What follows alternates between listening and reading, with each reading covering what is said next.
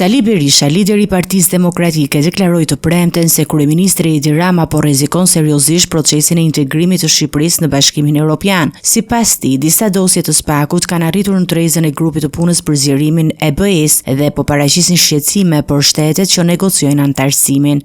Lajmet që vijnë nga kancelarit europiane, por dhe nga Brukseli, dëshmojnë se Edi Rama është në rreth të kuq. Burime shumë serioze informojnë për diskutimet e gjëra që po zhvillohen në kancelarit europiane dhe në Bashkimin Evropian, në të cilat nuk përjashtohet dhe opsioni i zhbërjes së plot të procesit integrimit të Shqipërisë në Bashkimin Evropian për shkak të këtyre qëndrimeve antikushtetuese, antidemokratike, antiligjore që mban Edi Rama në rastin e dosjes së tij në Parenc Balluku dhe AK. Ai mohoi kategorikisht çdo bashkëpunim të Partisë Demokratike me mazhorancën për ndërhyrje në ligjet e drejtësisë. Zbëhet thjesht në absolute asnjë ndërhyrje, edhe rradhën e kaluar theksova dhe tani. Gjykatësit dhe prokurorët e vendit kanë të drejtë 100% të pretendojnë një piramidë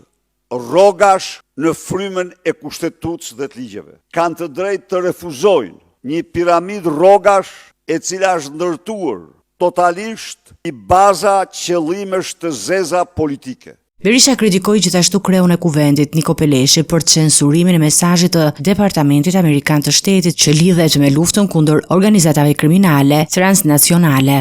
Citoj fjalë për fjalë: lufta kundër organizatave kriminale transnacionale, çka parakupton rrezikun që kartelet shqiptare të drogës, organizatat e drogës paraqesin për vende të tjera. Dhe ajo censuron. Duhet lexojmë njoftimin e departamentit për të marrë vesh të vërtetën e shqetësimeve të Shteteve të Bashkuara. Këta janë bashkëpunëtorë në krim. Niko Peleshi që bën këtë censurë është bashkëpunëtor në krimet e Edi Ramës. Lideri i opozitës ftoi qytetarët që të marrin fatin në duart e tyre dhe të kundërshtojnë politikat e qeverisë. Ndaj dhe 10 shkurti është dita e çdo qytetari, është dita e dignitetit, e guximit, e kurajos, e vendosmërisë për të marrë fatin në dur.